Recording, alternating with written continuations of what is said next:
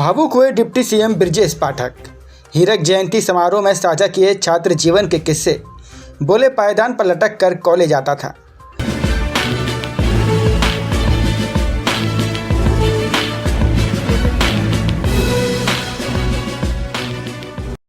प्रदेश के उप मुख्यमंत्री ब्रजेश पाठक गुरुवार को हरदोई स्थित केन सोसाइटीज नेहरू पीजी कॉलेज के हीरक जयंती समारोह में शामिल हुए। इस अवसर पर उन्होंने अपने छात्र जीवन के संघर्षों और कॉलेज से जुड़े पारिवारिक रिश्तों को साझा किया, जिसमें वे काफ़ी भावुक नजर आए। उन्होंने छात्रों को उज्जवल भविष्य के लिए प्रेरित किया। मंच से डिप्टी सीएम ने अपने ठेठ और देसी अंदाज में छात्रों को संबोधित किया। समारोह को संबोधित करते हुए पाठक ने कॉलेज के साथ अपने गहरे जुड़ाव को याद किया। डिप्टी सीएम ने पूर्व विधायक मोहनलाल वर्मा के साथ अपने पिता के संबंधों को भी याद किया। इस दौरान उन्होंने छात्रों को संबोधित करते हुए शिक्षा के वास्तविक महत्व और आज के दौर में शिक्षण के बदलते स्वरूप पर अपने विचार साझा किए। उन्होंने शिक्षा और स्वराज पर विशेष बल दिया। उन्होंने कहा कि शिक्षा का एकमात्र उद्देश्य सरकारी या निजी नौकरी पाना नहीं होना चाहिए। विद्यार्थियों को माँ सरस्वती के मंदिर से केवल नौकरी की उम्मीद नहीं, बल्कि ज्ञान की खोज करनी चाहिए। जब आपके पास पर्याप्त ज्ञान होगा तो सफलता आपके कदम चूमेगी। डिप्टी सीएम ने कहा, मैं इस महाविद्यालय की ईंट ईंट से वाकिफ़ हूँ।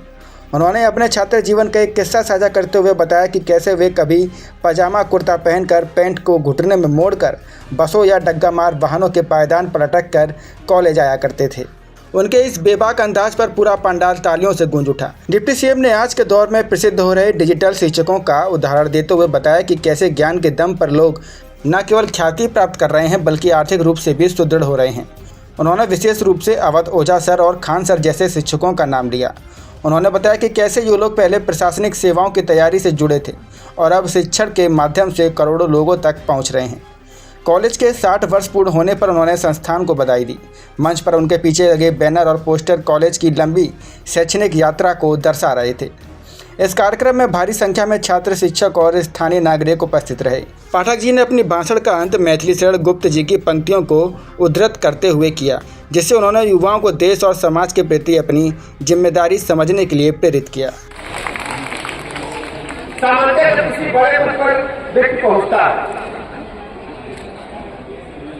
तो सामने बैठे लोग सोचते हैं कि सीधे आ गए, जो मंजिल तक की उसको कोई नहीं देखता। हमें सब पता है प्रिंसिपल साहब, इस महाविद्यालय की ईंट ईंट से हम वाकिफ हैं। हमारे पिताजी के पूज्य नौरा वर्मा जी, आदरणीय मोहनलाल वर्मा जी, जिनकी वजह से कॉलेज मिला, एकदम घरेलू रिश्ते से 24 घंटे का रिश्ता था। ये पुराने लोग जानते हैं। वो जब भी हम लोग आते तो जिला पंचायत छोड़ा देते थे, वही चाय पानी भोजन होता था। हम लोग भी छोटे छोटे थे तो उंगली पकड़ करके पूरी मोहल्ला वर्मा जी के कमरे में उनके घर में ही गए। आज की बात नहीं है, स्मृतियों को ताजा करिए। हरदोई के कितने उतार चढ़ाव देखे, लेकिन हरदोई का क्यों बोलता, हरदोई का झंडा हमेशा बुलंद रहा। हरदोई डेवलपमेंट के मोर्चे पर नंबर 1 पर है, इसलिए हमारी सरकार प्रतिबद्धता के साथ काम कर रही है। पानी, बिजली, सड़क, स्कूल, अस्पताल, इंफ्रास्ट्रक्चर कैसे मजबूत हो।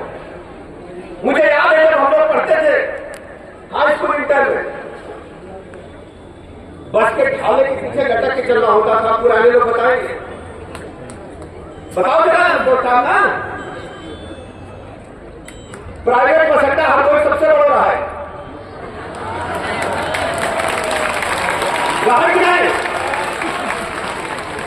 और जितने लड़का बिटिया पढ़े तो कैसे कैसे जाए सबका पता, हम बताते, लटक के ढाले पर ही चले। अब बताए हो रहे हैं तुम नौकरी के हित बनी, मार्कशीट चाहिए 90% की, 95% की। हम क्लर्क बनने के लिए, बाबू बनने के लिए, सिर्फ रिप्रेजेंटेटिव बनने के लिए टाई लगा करके घूम रहे। मेरे कल के भारत के नौजवानों, कल तुम्हारे हाथ में है और किस्मत आपको अपने हाथ से लिखनी है। कोई आपके साथ नहीं। हमें करना क्या है? हमें करना होगा, हमें सब कुछ चाहिए। हम इतिहास भी उतनी गंभीरता से सीखेंगे और विज्ञान को भी उतनी गंभीरता से सीखेंगे और कॉमर्स में भी हम पारंगत होंगे। जिस दिन सब कुछ तुम्हारे हाथ में जाएगा, नौकरी आपके पीछे घूमेगी, लोग आपको सराखों पर बैठाने का काम करेंगे, कोई जरूरत नहीं होगी। आप सोचो, आप इतिहास पर नजर डालो, मुंशी प्रेमचंद जी ने क्या किया था? सूरदास जी को तो दिखता नहीं था, आज भी सूरदास जी को हम याद करते हैं।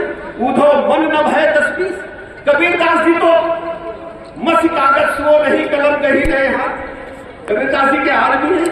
रहीमदास जी को देखो, आप सोचो, हर आदमी सोचता है कि चंद्रशेखर आजाद पर हम लोगों ने, हमारे गांव में उनकी निशान है, हम पूजा करके आए, उनका माल्यार्पण करके आए।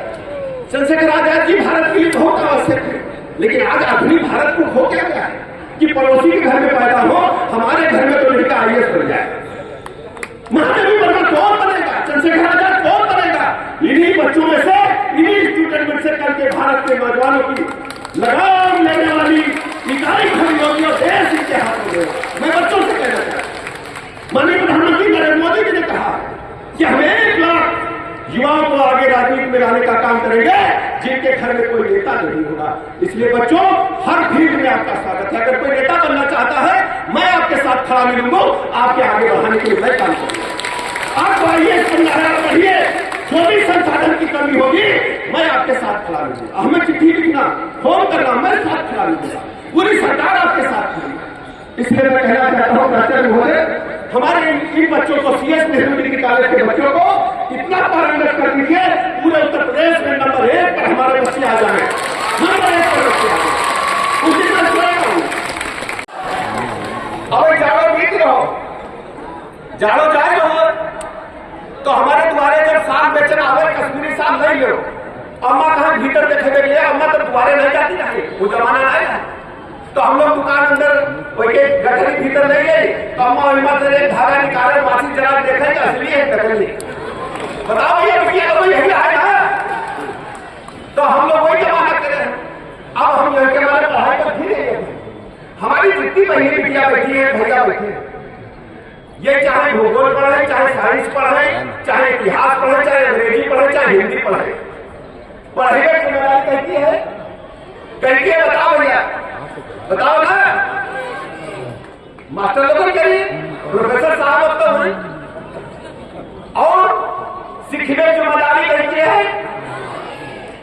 हम क्लासरूम आएंगे, 2 महीना पढ़ा, ठीक है ना, मान लो हम उधरा तेरे पढ़ाना है, या हरियाणा रोशनपुर से आए, पड़ोसी गांव तेरे, अरे दले नगर मान लो पड़ोस में एकदम संग है, बालामो तेरे कछोना से आए या बावन से आए, तो 2 महीना 6 महीना निकल जाए, मास्टर पढ़ाई कर रहे हैं, बोलो गलत कह रहे हैं क्या? बताओ, 2 महीना निकल गए, कितने 3 महीना निकल गए, 2 महीना निकल गए, बताओ एक आदमी बोलो कोई, कितने महीना निकल गए? अब तब तक पता चले हमने टेस्ट लिए हैं, मास्टर साहब टेस्ट लिए हैं, आप टेस्ट ले लेकर नंबर आप कुछ याद ही नहीं, वही तो पढ़ाई करे, डॉक्टर झाड़ के निकल गए और हम चले गए घरे, कुछ याद नहीं आए। अब संकट टेंशन दिमाग में यह है कि मास्टर साहब पढ़ाई जान याद तो कुछ हो ही नहीं, तो हमारे लोग कहेंगे जितने लड़का बिटिया बैठे बहनी हमारे सब समझ लो, हम तुम्हारे भाई हैं, और जो हमारे बिटिया हैं भाई है, सब हमारे परिवार के रहे, जितने लेने बैठे। मास्टर साहब, प्रोफेसर साहब, जिम्मेदारी तुम्हारी यह है कि जब लोग हमारे बहनी बिटिया सब याद न हो जाए, भैया कहेंगे, तब तक छोड़ो ना।